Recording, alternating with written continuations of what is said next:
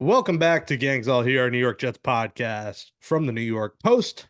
Jake Brown here alongside Brian Costello, Jets beat writer for the Post. No guest today. We'll do a shorter episode as the Jets take their talents down to South Beach to Miami. Happy Hanukkah to all our Jewish listeners out there. Kaz, welcome back. I'm wearing a hat because I never really wear a hat on the show. I haven't shaved my head. I've kind of been home sick, getting a little bit better, but I haven't shaved my head in like 5 days. So I'm covering the non-shaven dome. I like to keep it clean every 2 to 3 days. I try and shave it, keep a nice smooth head, but it's not the smoothest. So we're wearing a hat today. And a Jets hat on a victory week. It's a rare time I could, wear Jets colors in public lately, Cause it's been, haven't won in 6 weeks, 7 weeks. They finally win. They're coming off a win. And what world do you think we're living in where the AFC Offensive Player of the Week is Zach Wilson and the NFC Offensive Player of the Week is Tommy Cutlets? I mean, did you ever see a world where this would happen? No, but it's the NFL, Jake. You never know what's going to happen. I mean, if you went back to that Jets-Giants game when we first saw Tommy DeVito in the regular season and neither team could score, and it was an ugly, game until the end of it when Zach led them down the field. And they didn't let him throw the ball. Now Tommy Yeah, Cutlets, Tommy. all he does is throw the ball. Yeah, it's pretty crazy to imagine those two guys that we saw that day would be players of the week. But yeah, I always remember Jake with the player of the week thing. In 2016, Fitz was player of the week after week two. He lit up Buffalo on a Thursday night, and the following week he threw six interceptions against the Chiefs. So it's a week to week league. The doom and gloom, cause that means we're gonna have a bad week ahead. If that's design, I gotta say, I love the Tommy Cutlet story. I know there was a few people tweeting me, "Hey, you can't root for the Giants. You're a Jets fan." One, the Jets and Giants aren't rivals, so you know Connie had tweeted that it goes back to the '60s with her. There was a rivalry, and different people have different perspectives. Like you don't have to be a Jets fan that hates the Giants. You don't have to be a Jets fan that likes the Giants. Do whatever the hell you want. I produce a Giants podcast. I, as a kid, rooted for the Giants a little bit, and that's my second favorite team. Like if the Jets lose, I'll root for the Giants. So Hmm. I don't consider them rivals. I really don't. They play once every 4 years. They've never played in a meaningless game. If they played in a Super Bowl, then it becomes a rivalry. There's no Subway Series. It's the freaking Snoopy Bowl, which is a preseason game. You could argue the Cruise game, but I don't think they're rivals. And as an Italian who I am Mr. Chicken Parm. I always mention Chicken Parm in some way in most of my Mets shows. People know me as the chicken parm guy. I'm a chicken parm connoisseur. I love this story. I love the Italian side. I love that he grew up there. And I think it helps for us. It helps with the Giants podcast. It helps the New York Post. It gives some back page, a cutlet above as a back page cover. I think it's fantastic. And if you're a Jets fan, you're allowed to like this Giants story. You don't have to hate the Giants. And if you do, so be it. So I just had to get that off my chest because I had few people say that. And I really have no problem with the Giants and absolutely love the story. And I'm not sick of it. I mean, I think it's fantastic. Do you have any thoughts on the Tommy DeVito story? I'm definitely sick of it, but You it's a are good sick of it. it's a Okay. good story. It was a good story. I'm a little tired of it. I thought the other day, what was it?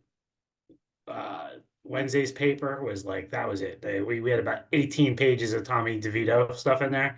Um, so no, but I think no matter whether you root for them or not, Jake, you have to acknowledge it's a great story. Right, third string quarterback, rookie, local guy, and obviously the family's embracing it. The agent, Sean Stellato, embracing it. So it's a good story, but yeah, I'm a little fatigued on it, Jake. To be honest with you. Well, it'll go away, once they lose. If they went out and make the playoffs, you're not going to hear the end. Like if they lose to the Saints this week, I think the story will finally die down. But I think it's fun, and the agent just adds another element of it. All right, let's talk about the Jets. This is a Jets podcast. I just had to get a little venting out there, but he wins AFC Offensive Player of the Week because as we said, we got to see it again. And he goes up against the Dolphins team here, banged up, a Dolphins team that you're almost mad that they lost in the way that they lost because they're going to come in pissed off. I feel like we'll give her a preview. I don't see them losing here. They're coming in a game where they gave up two touchdowns the final 240 of the game to the Titans, blowing a 14-point lead. Tyreek Hill banged up. This is a big statement here for Zach Wilson, Cause I think if he wants to really have the truthers keep talking another week and, keep believing that he may be back, he's got to go out and ball in Miami. Yeah, I think the challenge is Vic Fangio, Jake, right? Like he's a great defensive coordinator. I think he's going to have a plan for Zach. I was thinking about it after the game on Sunday. I was wondering, the Texans defense is basically the Jets defense, right? D'Amico Ryans learned under Saleh, comes from San Francisco. It's basically Matt Burke, who's the defensive coordinator, was here for the first year with the Jets under Saleh. I was wondering, Zach has seen that defense a lot over 3 years in training camp and watching games. And did that help him at all Sunday, kind of knowing some of the rules of that defense? Fangio is a tough defensive coordinator. If you go back to Zach's rookie year, Fangio was the head coach in Denver, and they won big over the Jets. I think it was like 26-0, something like that. They shut them out. So does Fangio come up with something? But the Dolphins are banged up, Jake. I mean, they're down 3 offensive linemen now. Tyreek is banged up. They're down there. Their middle linebacker is out. Baker. They're hurting a little bit. They lost Jalen Phillips against the Jets on Black Friday. So this is not, they're not clicking on all cylinders right now like they were a few weeks and months ago. But, I do think this is a huge game for the Dolphins in terms of they collapsed last year down the stretch and they're trying to avoid doing that again. So losing a game at home on Monday night to the Titans, I agree with you, does not help the Jets because I would think that's going to refocus the Dolphins here a little bit. Yeah, we talk about playing a team and the timing of when you play them. This might be a good time to play them in terms of, like you said, the injuries without a center. Howard, A-chain toe injury. We'll see if it will play. I mean, Tyreek Hill came back in that game. Who knows if it was from the help of, I believe his wife who's saying, come back, go back in the game. And he's like, all right. He seems like he's going to want to, and he's on a pace where he has a chance to win MVP and then put up historic numbers. So for his own stats and the numbers and the video content, YouTube, all the things that Tyreek Hill puts out there, I think he's probably going to end up playing even with, his ankle wrapped up. And, 80% Tyreek Hill is still better than most receivers in the NFL.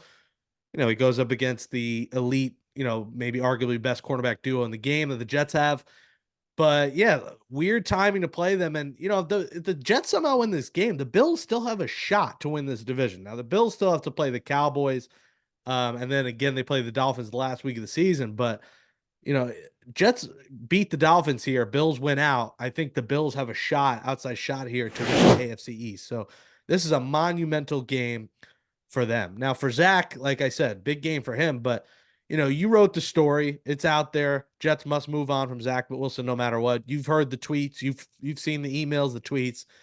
The argument, and like I said after the game, is people saying, look, this is what you have in him. You should keep him as a backup. If he keeps doing that, you bring him back.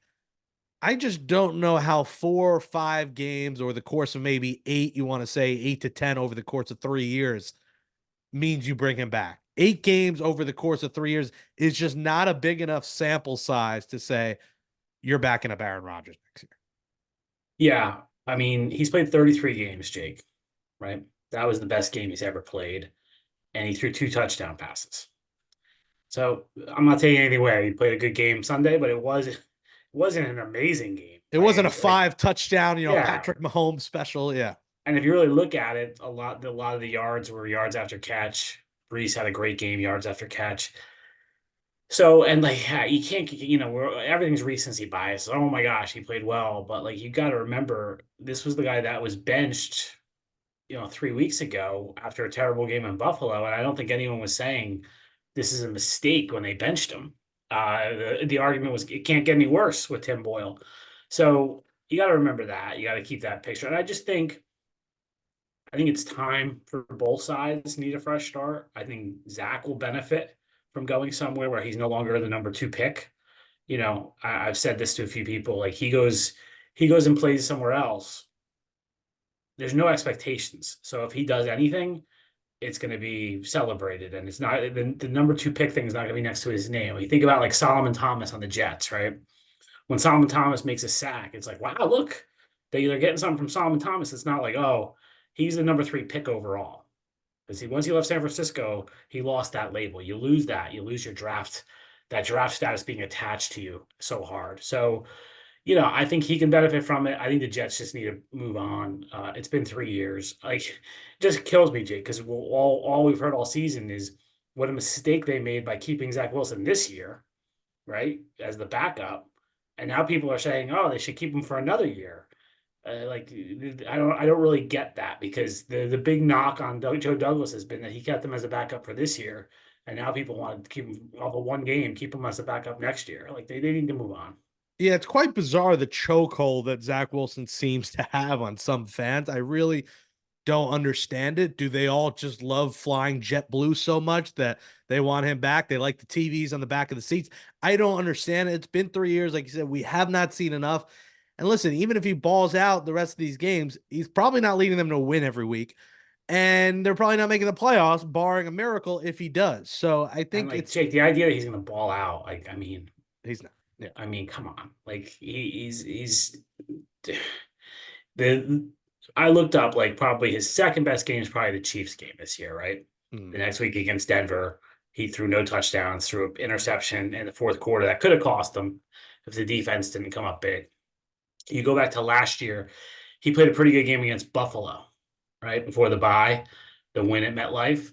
The next game was the game in New England, where it was 10-3, and he got benched after that game. So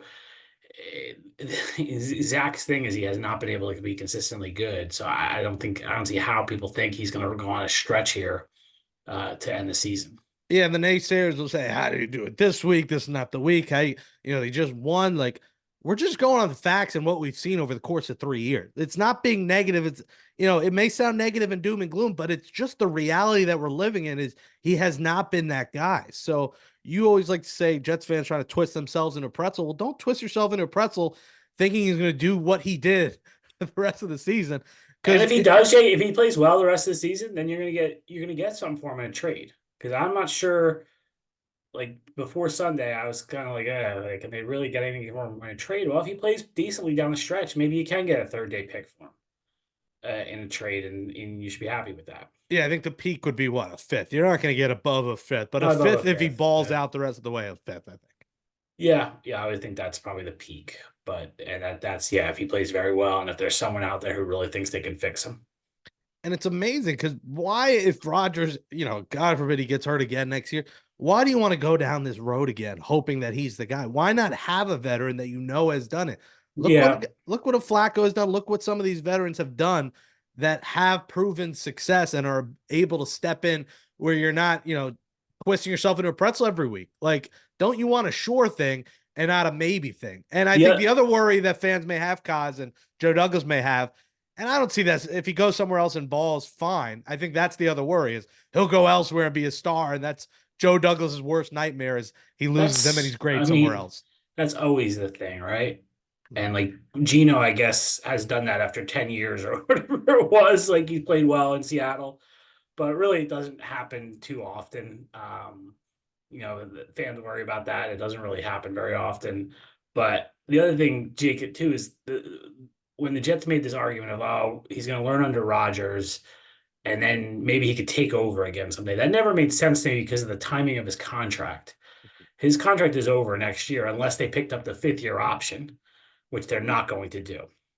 So he will be a free agent in 2025. Are you really re-signing him in 2025? No. I mean, I think you're going to have to draft a quarterback probably in 2025. Yeah, and they're gonna have to work out his contract and a bunch of others because right now I think they only have around 17 million in cap space. There's a lot of things they're gonna have to maneuver. That's for a later date for us to talk about because there are some holes to fill in this roster. And we'll see. They might just have to eat the money. Maybe the team they trade him to eat some of that contract Oh that's no, left. they're going to eat the money. They're You going think to they'll eat the eat the money. entire contract? Yeah, Yeah. but it's not terrible. I forget 11 what it million. is. It goes down to, yeah. It's not terrible. So yeah, they're gonna eat most of that. Well, Zach and the Jets are hanging on by a thread. The playoff chances are under 1%. I've tried to find the scenario. It's like almost too hard right now, so I'll wait. If they win this week on next week's show, maybe we could dive into scenarios because then it becomes a little more interesting. because like we said, you have the Patriots, the Commanders, and then the Browns game, which we thought would be easy. That was a game before the season you thought would give the Jets fits, and now it might really give them fits because the Browns are 8-5. Joe Flacco's playing well. Browns defense has looked, incredible. So that's no cakewalk game, even if Aaron No. Rodgers were to come back. Now, that's the other side of this, guys, that we haven't mentioned yet. That's, it's given us something to talk about. If they win this game, do you see a scenario where Rodgers starts Christmas Eve at MetLife Stadium against the Commanders, which in fact, if he does, you will not have an empty crowd because people will show up to see the future Hall of Fame. The sense I'm getting is no, Jake. That's kind of the vibe. No one's saying anything for sure, but the vibe I'm getting from people is that Aaron Rodgers is not going to play this year. I think that kind of went out the window when they lost to the Falcons, that eighth loss. So you never know. I wouldn't say it's a 0% chance, but he didn't practice on Wednesday this week. He hasn't gone through a full practice yet. So don't think he's going to play this season. I can't see it. Yeah, I don't see it either. And the scenarios, like I said, you're going to need the Chargers to lose one, the Raiders to lose one, the Bills to lose two, the Yeah, Bengals here's the to thing. lose. It reminds me of kind of like the trade deadline in baseball, right? Where like the Mets can be like, oh, the Mets are only 6 games out of the wild card, but there's 7 teams in front of them, like that kind of deal. Like that's what you have to focus on. There's so many teams in front of the Jets right now. It's not the record. It's just there's so many teams they have to leapfrog that yeah, I don't think we should be even talking about the playoffs. Yeah. And, if they win this week, I think it's fair to bring it up next week. But this is the week where you're like, this is going to be a tough one. But listen, they are in the race, and this has been such a crazy NFL season, especially with They're the not. They're quarterback not in the injuries. race. They're not in the race, Jake. They're They're mathematically mathematically alive. alive. Yes. And, this has been such a weird season. The quarterback, even like the Chargers now, Herbert's done for the year. You Yeah. just never know what can happen. And some of these teams do play each other. So I'm going to be fascinated to see if the Jets win, what else happens on Sunday with the scoreboard and see what happens. Well, it starts with Sunday and they go to Miami. They take their talents to South Beach, 1 p.m., CBS. Romo and Nats getting a call of, I don't think this is a peak game, but I guess it is big for Dolphins. the Dolphins. Yeah. Dolphins are a hot team. They're a hot team. You know. You must be excited because it's been a little chilly here in New York. Are you excited to get down to Miami? Although I think they have a tropical storm there today. Hopefully it clears Oh up my on the weekend. gosh. I don't feel like flying there. That's for sure. Well, Joe Stone Crab, I gotta look up the weather in Miami for this It's weekend. supposed to rain Sunday, I think. Another can they avoid rain in any state they I just don't play? know. I don't know if that's Florida rain though, like a shower coming through at 2 o'clock for 20 minutes, or if that's like a real rain. I haven't looked at that closely. I'm looking at the hourly and it just seems afternoon it should be fine. 76 degrees and windy. So it looks like it might end by the morning, the rain, which hopefully for One you, of but my it won't be least a favorite sunshiny day. stadiums. One of my least favorite stadiums, Jake. Really? Why is that? Yeah. I think it's a pain to get to. The parking is terrible. It's just I'm never a fan. I do think like it's nice what they did a few years ago where they made it more like a European soccer stadium, like the cover for fans. Like that's nice, but I don't know. I just never liked that stadium. Weird stuff happens to the Jets there too, Jake. Yeah. If you think like there's always weird games there. Well, they'll go up against Mike White down there, the old friend in How Miami. Mike White's playing? How do you to it hurt? What are you saying? With the backup center, who knows? And with the Jets pass rush, that's the one thing the Jets do have an advantage here, Cause, is that Yeah. Tua is not that mobile. And when he faces pressure and you get after him, he struggles a lot. I don't have the exact stats, but he struggles when he faces pressure, and that could be something that the Jets, Jeff Ulbrich is being talked about as a head coaching candidate with the job he's doing on the Jets defense. If they, attack and are aggressive here on defense, maybe their defense carries them and they get lucky on Sunday. Yeah, no, I think the defensive line, you're right, Jake. I think they'll have a lot of success against. They got to be 3 backup linemen for the Dolphins, so they could have a lot of success. They get rid of the ball quick. That's the key with the Dolphins. If Tua can get rid of the ball quick, he can neutralize the Jets' pass rush. But we'll see how quickly he can do that Sunday. Yeah, and he didn't practice Wednesday. The backup center, Liam Eichenberg, sounds like a German movie star. What about the Jets then? Who do you think's playing? Who's not playing this week?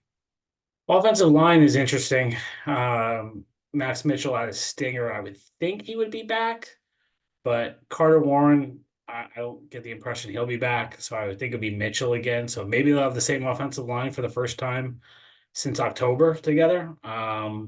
They played Hanson at guard last week, which I'm sure you have a Hanson jersey, Jake. You had a big scouting report on him.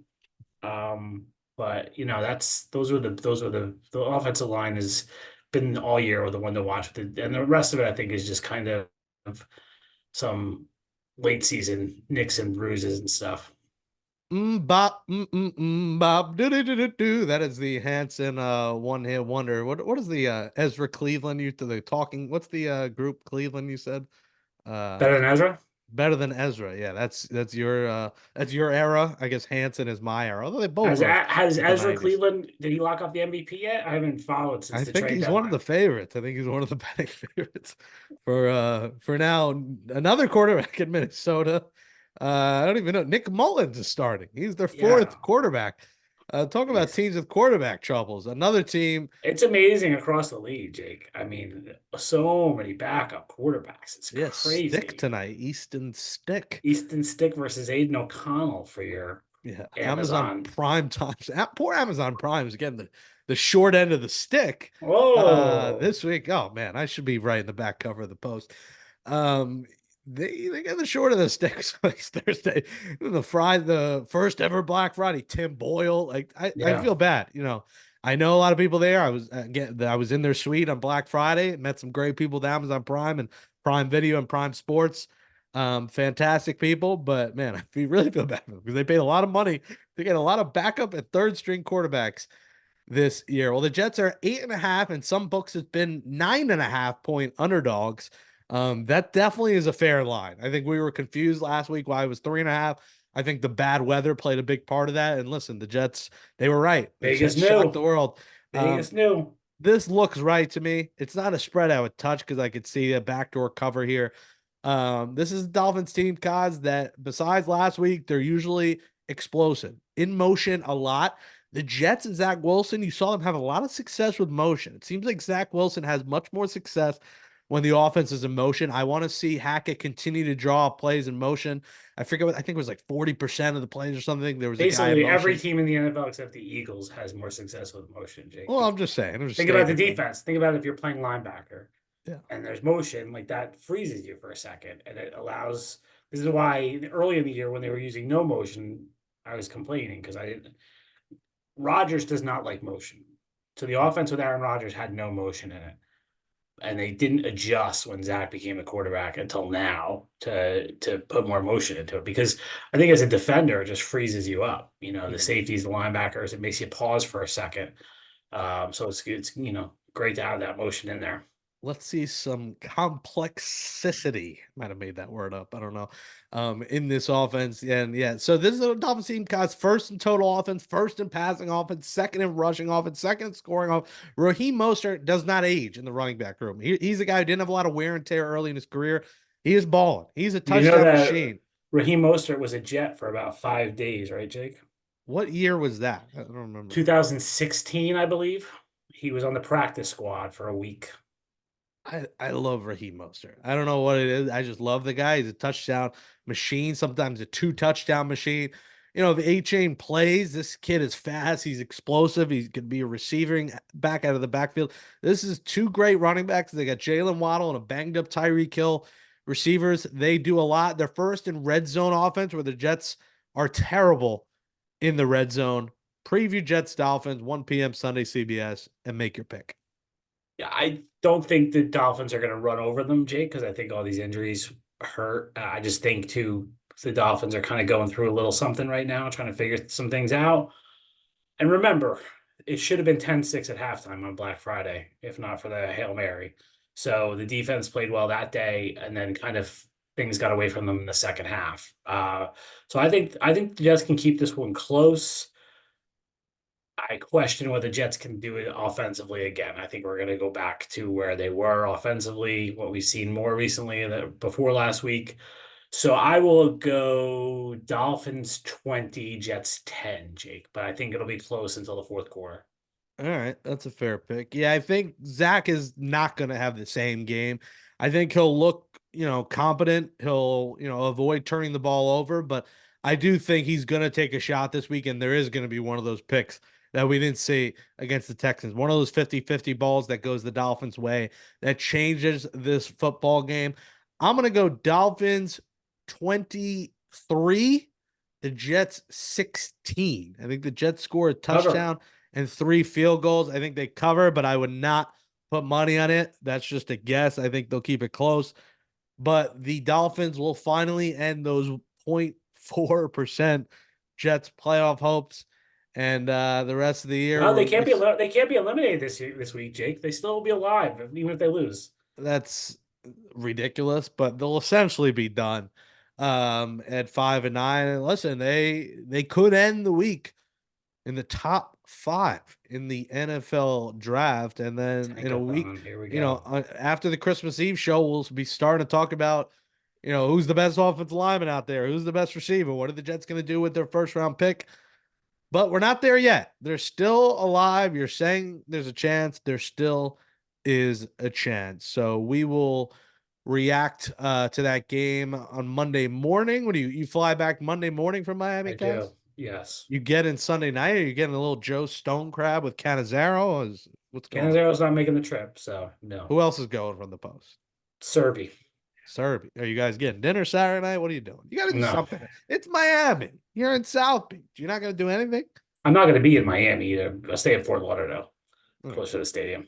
All right. Well, enjoy your trip. Safe travels. And listen, if the Jets shock the world, this show is still interesting for another week, and we could still dream for one more week. Looking forward to the game on Sunday. We'll react to that Monday morning, and we'll close this episode of Gangs All Here next. Alrighty. Good stuff there. Man, I'd love to see Zach play well and play well the rest of the year, but that doesn't mean I want him back. I don't. I'm sorry. Like, even if he plays well, you don't want to go through this another year. Why not have a more surefire bet as a backup next year instead of keep twisting yourself into an Auntie Anne's pretzel? As much as I love Auntie Anne's pretzels, I love pretzel time, love pretzel nuggets, love a good soft pretzel. But, enough is enough. I just don't get the chokehold that he has over some of the fan base. It was a failed draft pick. That's it. You move on. If he has success elsewhere, good for him. That's fine. You still have Aaron Rodgers next year, and then you'll go find another quarterback. You can't keep thinking, what if he does well elsewhere and we let him go? He had 3 years to prove himself, and he didn't here. And it's not all his fault, but he could have played better. He wasn't good enough. So the end is near, and hopefully he makes it a fun ending. Listen, if he leads the Jets to the playoffs, maybe Aaron Rodgers, I would assume Aaron Rodgers does come back if they magically sneak in. Maybe Aaron Rodgers is starting the wild card week. It's not going to happen, but you can dream of it until Sunday when the Dolphins probably win. Let's hope the Jets win. Well, happy Hanukkah to all our Jewish listeners. I know there's about one more night left of Hanukkah. The holiday season is upon us. My right ear is still semi-clogged. It's been popping, but I don't think it's fully unclogged. Good God, December, it's just unreal. I know I'm not the only one. I had a lot of people getting sick, but death, taxes, and December sickness. Well, no sickness here as we close up shop on episode 170 of Gangs All Here, our Jets podcast from the New York Post. Thanks to Andrew Hartz for helping me produce the show. And thanks to the intern, Mason Verdicchio. His final episode today. Mason, thank you for your help all season long or all semester long. It's crazy how quick it goes. You just started like 8 weeks ago and now it's over. So we are internless in Seattle here on Gangs All Here for the rest of the season. So good luck at Syracuse. Keep grinding. Thanks for all your hard work to Mason. Catch up on all episodes you may have missed by subscribing to Gangs All Here on Apple, Spotify, Google, Amazon, wherever you get podcasts. Give us a 5-star rating, write in a nice review. Subscribe to the New York Post Sports YouTube page and watch full uncut episodes. Gangs All Here there. Give us a thumbs up below if you're watching us on YouTube. Comment below your predictions for Sunday. And what do you think of Zach Wilson? I see some of the comments. Some of you want him back. Some of you are with me and Kaz that it should be over. Curious what your thoughts are, so leave us a comment. Follow me on Twitter at Jake Brown Radio and at Brian Cos. Next week on the preview show, we're going to try to do mailbag questions. So Cos will tweet it out and look for a tweet from Cos and reply to him, and we'll read some of your tweets in a mailbag segment. For Brian Costello, I'm Jake Brown. We'll be back Monday morning. First thing Monday morning after Jets-Dolphins. Hopefully we're talking about Jets win and starting to look at playoff scenarios. If not, it's pretty much a wrap on playoffs, and we'll just see the young players develop and see if Zach could keep playing well or whatever the rest of the way. Happy holidays, everybody. Thanks for listening to Gangs All Here. We'll talk to you Monday.